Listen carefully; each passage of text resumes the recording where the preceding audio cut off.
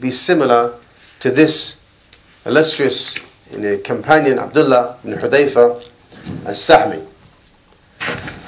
The level of iman that was there and the level of iman that we presently hold, there is a huge difference.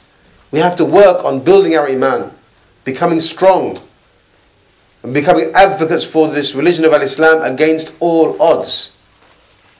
And this will not happen until you embark upon a mission of knowledge. So in conclusion, my brothers, to sum up these two subjects of unity and the importance of dawah, unity, ikhwan, will not happen unless we unite upon something which is common. And that common goal is the tawheed, the calling to Allah in oneness, and warning against shirk. And also following of the sunnah and admonishing or pushing away bid'ah, innovation, rejecting it. This is what the unity will be based upon. Any individual who wants to embark upon this as the basis for their unity will be successful. We are of them and they are of us. And then once they have this unity and they understand their religion, then the dawah becomes an obligation.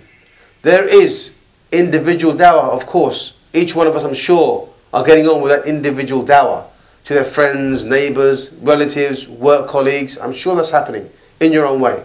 But what about the collective dawah? Where are we from collective dawah?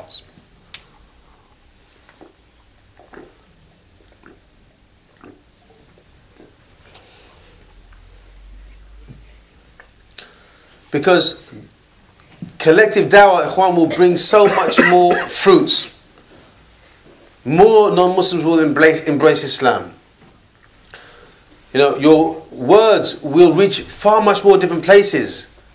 It's like anything. If you have more resources in something, the better it is. And the more it becomes attractive.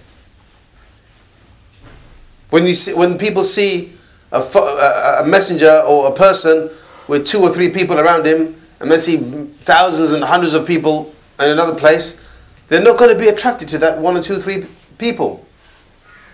But if they see a messenger or a da'i or somebody leading the people, and you find hundreds and thousands of people behind there, the other people, the people are not part of them will look and say, hang on a minute, there's got to be some correctness in this call. There's so many people there. How can they all be wrong? Let me give my ear. It becomes like a magnet. I'm not saying that numbers is the most important thing. No. The quality is the most important thing. What we unite upon and what we call to is the most important thing.